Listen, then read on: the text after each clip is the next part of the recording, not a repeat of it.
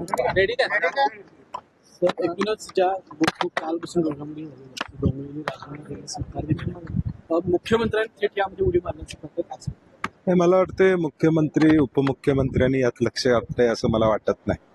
कारण की शेवटी स्थानिक या सहकारातल्या संस्थांमध्ये मुख्यमंत्री किंवा उपमुख्यमंत्री पदावर असणारी व्यक्तिमत्व यात लक्ष घालतील असं मला काय वाटत नाही. जिल्ह्याचं राजकारण आणि आमची भूमिका एकच आहे की विश्वास आबाजी 2 वर्षे, अरुण डोंगळे 2 वर्षे असं फॉर्म्युला ठरला होता आणि अगदी परवा दिवशी 3 दिवसापूर्वी अरुण डोंगळे हे मला आणि मुश्रीफ साहेबांना भेटून गेले आणि 15 तारखेला द्यावा अशी आमची अपेक्षा आहे. त्यामुळे आता सुद्धा आमची अपेक्षा आहे की ते देतील. मात्र महायुतीचाच अध्यक्ष व्हावा असं कुठंतरी नाही, मला वाटतं पक्षीय राजकारण यामध्ये कुठलंही नाही आहे. कारण की ज्यावेळी ही निवडणूक लढवली त्यावेळी महाविकास आघाडी म्हणून आम्ही निवडणूक लढवली नव्हती. काँग्रेस, राष्ट्रवादी, त्यावेळची शिवसेना ही एकत्र होती. पलीकडच्या बाजूला महादेवराव महाडिक भाजपमधून, PN साहेब आमचे काँग्रेसमध्ये. असं पक्षीय राजकारण इथं नसते. अनेकदा आता बिदरी कारखान्यात आम्ही एकत्र काम करतोय, गडिंग्लज कारखान्यात आम्ही एकत्रितपणे काम करतोय. आता आजरा कारखान्यामध्ये मी आणि विनय कोरे वेगळ्या बाजूला होतो, मुश्रीफ साहेब पुढच्या बाजूला होते. त्यामुळे सहकारातलं हे पक्षीय राजकारण असत नाही. पण अरुण डोंगळे म्हणतात की मला राजीनामा द्यायचा आहे असं सांगितलेलं आहे. मला वाटते ती जर भूमिका मी मगाशीच म्हणलं की मुख्यमंत्री महोदय आणि उपमुख्यमंत्री महोदय अशा जिल्ह्याच्या या गोष्टीमध्ये पडत नसतात आणि पडणार नाहीत याची मला खात्री आहे. कारण की शेवटी मुश्रीफ साहेब हे या महायुतीतले एक ज्येष्ठ मंत्री आहेत. पालकमंत्री प्रकाश आंबेडकर त्या ठिकाणी आहेत. चंद्रदीप नरके या सगळ्या गोकुळच्या राजकारणामध्ये सक्रियपणे त्या ठिकाणी आहेत. आणि म्हणून मला वाटतं कदाचित त्यांची स्वतःची इच्छा झाली असेल एक्सटेन्शन घ्यावं म्हणून ते मुख्यमंत्र्यांना भेटते असतील, मी थांबतो म्हणले असतील. मग समोर कोणी नाही म्हणणार नाही कदाचित, परंतु त्यातून मार्ग निघेल आज असं मला वाटतं. सतीश पाटलांनी गोकुळमध्ये महाविकास आघाडी म्हणजे मुख्यमंत्र्यांची मदत घेऊन तत्कालीन सत्ता आणली अशा मला वाटतं त्यांचं ज्ञान कमी आहे या सगळ्या विषयातलं. मला वाटतं भीमा कारखान्याचं क्रशिंग किती झाले ते जर सांगितलं तर कोल्हापुरातल्या सहकाराला त्यांचं मार्गदर्शन आता 1 वर्ष निवडणुका. मला काय वाटतंय की लोकशाहीमध्ये निवडणुकाच हा टेस्ट असतो. पुढच्या वर्षी या सगळ्या निवडणुका होणार आहेत. जिल्हा मध्यवर्ती बँकेची पण निवडणूक आहे, जिल्हा दूध संघाची पण निवडणूक आहे आणि आता या पुढच्या 6 महिन्यामध्ये महापालिका, जिल्हा परिषद, नगरपालिका, नगरपंचायत सगळ्या निवडणुका आहेत.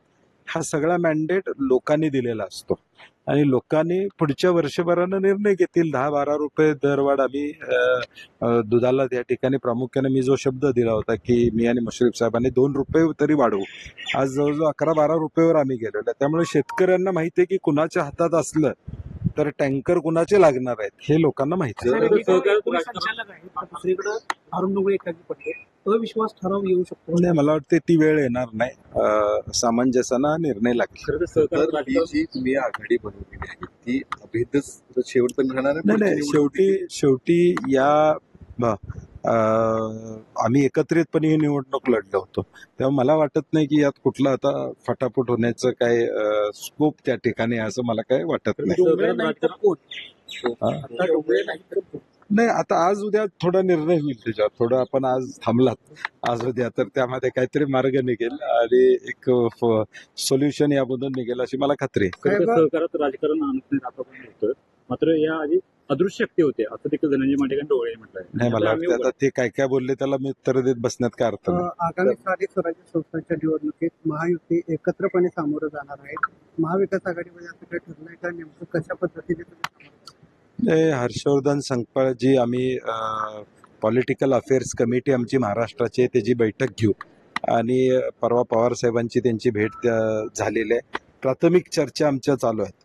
जिथं महाविकास आघाडी म्हणून आम्हाला शक्य होईल तिथं आतापर्यंत पूर्वी देखील काँग्रेस राष्ट्रवादीची आघाडी असताना काय होतं, आम्ही 2000 ह्याच्या गेले 15-20 वर्ष झाल्या काँग्रेस राष्ट्रवादी जिथं शक्य होईल तिथं आघाडीत लढत होतो, जिथं शक्य नाही तिथं लढत नव्हतं. आणि मला वाटतं राज्य स्तरावर पुढच्या आठवड्यात पॉलिटिकल अफेअर्स कमिटीची एक बैठक होईल काँग्रेस पक्षाची. त्यामध्ये विचारमंथन या ठिकाणी होईल. कारण की जवळजवळ 25च्या वर महापालिका, 32च्या वर जिल्हा परिषद आणि जवळजवळ 300-350 नगरपालिका आणि नगरपंचायत असं सगळं हे गणित आहे. त्यामुळे आमचं सरकारला म्हणणं आहे की निवडणूक आयोग या निवडणुका कशा घेणार आहे, कारण की जवळजवळ 10-12 कोटी मतदार हे यामध्ये म्हणजे जशी विधानसभेची निवडणूक झाली तशीच होणार आहे, कारण की अनेक सगळ्या जिल्हा परिषद प्रशासक, त्यामुळे किमान ती काळजी घ्यावी. पावसाळ्याचा विचार करता त्याचं नियोजन कसं करावं. आणि माझं सरकारला आव्हान आहे की निवडणूक आयोग सगळे पक्ष अशी एखादी बैठक बोलवली तर आमचं जे म्हणणं आहे या संदर्भातल्या दुबार मतदारांचा विषय महाराष्ट्रामध्ये या ठिकाणी आला होता. मतदार केंद्रावर अनेक ठिकाणी व्यवस्था ह्या विधानसभेच्या वेळी व्यवस्थित नव्हत्या. शेवटला मतदानाचा टक्का जो विधानसभेमध्ये त्या ठिकाणी वाढला त्याचं नियोजन पहिल्यापासून काय करता येईल का, तर आम्ही निवडणूक आयोगाला देखील कदाचित काँग्रेस पक्ष आणि महाविकास आघाडी म्हणून त्याची उंची कुठल्याही पद्धतीने वाढणार नाही विनाकारण या सगळ्या चर्चा सुरू आहेत, त्याला स्थगिती देखील आहे असं सांगतात. मात्र अनेक जण संघर्ष मला वाटतं आता खासदार झाले त्यांनी माहिती घेणं गरजेचं आहे. केंद्रीय मंत्र्यांनी मागच्या 10 दिवसापूर्वी तिन्ही राज्यांची बैठक बोलवली होती, ती रद्द झाली. मग ती बैठक कशासाठी बोलवली होती? कृष्णा लवादांना हा निर्णय दिलेला आहे, फक्त केंद्रानं गॅझेट काढायचं आहे. ते गॅझेट काढू नये म्हणून हा प्रयत्न या ठिकाणी चालू आहे. कर्नाटक सरकार प्रयत्न करते, त्याला 5,000 कोटी रुपयाची तरतूद केलेली आहे. 20-22 हजार एकर जमीन त्यांनी ऑलरेडी अक्वायर केलेली आहे. 1 लाख एकर त्यांना अक्वायर करावी त्या ठिकाणी लागते. त्याच्या संदर्भातली चर्चा कर्नाटक सरकार करते. त्यामुळे मला वाटतं खासदारांनी किमान माहिती थोडी घ्यावी. आता ते केंद्रात आहेत, सातत्यानं दर आठवड्याला दिल्लीला असतात, त्यामुळे थोडी माहिती घेतली तर आम्हालाही कळेल की बाबा केंद्रानं गॅझेट काढले किंवा नाही काढलेलं आहे, स्थगिती कुठली आहे. मग तेलंगणा गव्हर्नमेंट सुप्रीम कोर्टात कशासाठी गेलेलं आहे. आणि म्हणून उलट पक्षी त्यांनी या आंदोलनामध्ये सर्व पक्षीय आंदोलन हे आहे. खासदार धैर्यशील माने त्या ठिकाणी आले होते आणि अंकली पुलावरचं हे चक्काजाम महाराष्ट्र सरकारनं निर्णायक भूमिका केंद्राकडे मांडावी. विशाल पाटलांनी लोकसभेमध्ये विचारलं महाराष्ट्र सरकारचा विरोध आहे का, तर तसा लेखी कुठलाही नाही असं उत्तर CR पाटील साहेब जे केंद्रीय मंत्री आहेत त्यांनी दिलेलं आहे.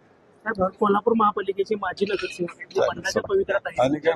संजय राऊतांचं भाषण होतंय. डोकं केलेले आहेत.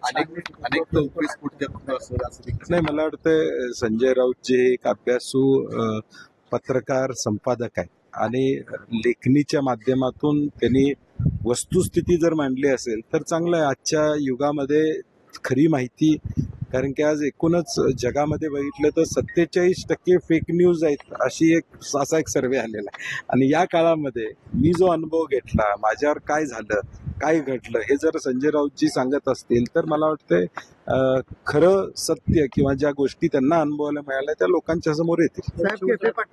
जसं पश्चिम महाराष्ट्रामध्ये मोठ्या प्रमाणात काँग्रेसची पुनर्बांधणी तसे कोकणातले जे 2 जिल्हे आहेत त्यातली काय स्थिती आहे काँग्रेसची आणि येणाऱ्या निवडणुकांमध्ये काय?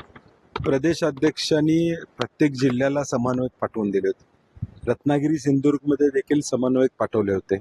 त्याचा अहवाल माझ्याकडे आलेला आहे आणि आता त्यामध्ये आम्ही फेरबदल करतोय. नव्यानं काही तालुका अध्यक्ष, जिल्हा अध्यक्ष, रत्नागिरी जिल्हा मोठा असल्यामुळे तिथं 2 जिल्हा अध्यक्ष करून रत्नागिरीचा कारभार या ठिकाणी सोपवणं असे एक धोरणात्मक निर्णय आम्ही प्रदेशाध्यक्षांच्या मान्यतेनं दोन्ही जिल्ह्यामध्ये घेतो. शिवसेनेमधून आता पुन्हा राष्ट्रवादी अजित पवार अजून माझी चर्चा नाही त्यांच्याशी या काय विषयावर. वाटतं नेमकं? नाही, माझी चर्चाच नाही, त्यामुळे मी बोलणं संयुक्तिक ठरणार जिल्ह्यामध्ये काँग्रेस नाही. आता मुळात तिथं राणेसाहेब आल्यानंतर काँग्रेसची ताकद वाढली होती. पूर्वी सावंत साहेब होते त्यावेळी खासदार म्हणून, त्यावेळी काँग्रेसची ताकद होती. आता आम्हाला प्रयत्न करणं, शेवटी नगरपालिका आहे, जिल्हा परिषद आहेत, पंचायत समिती आहेत. काँग्रेसला थोडं ताकद मिळाली किंवा ताकद देऊन तिथं काही माणसं निवडून आणता आली. कुडाळला मागच्या वेळी आम्ही नगराध्यक्ष 2.5 वर्ष काँग्रेसचा या ठिकाणी केला होता. तसं जिथं शक्य होईल तेवढं प्रयत्न करायचं काँग्रेसला, काँग्रेसच्या कार्यकर्त्यांना, कारण की स्थानिक स्वराज्य संस्था आम्ही लढणार आहोत, त्यामुळं बळ देणं हे आमचं कर्तव्य असणार. स्थानिक प्रश्न आहे. कोल्हापूर महापौर येतो अद्याप देखील महापालिकेकडून अनेक स्वच्छता करण्यात आलेली आहे. जागी नाले जे आहेत ते चौपट होत आहेत. या संदर्भात काय परवा आता पालकमंत्र्यांनी बैठक घेतली, त्यामध्ये महापुराचा आढावा त्यांनी दिलेला आहे आणि महानगरपालिकेनं काय उपाययोजना करतोय, काय नाही करतोय हे सांगितलेलं आहे. त्यामुळे आता वेळ देऊया त्यांना. पुढच्या 8 दिवसात नाही झालं तर आम्ही त्यांना परत एकदा सांगू की हे तत्परतेनं करावं.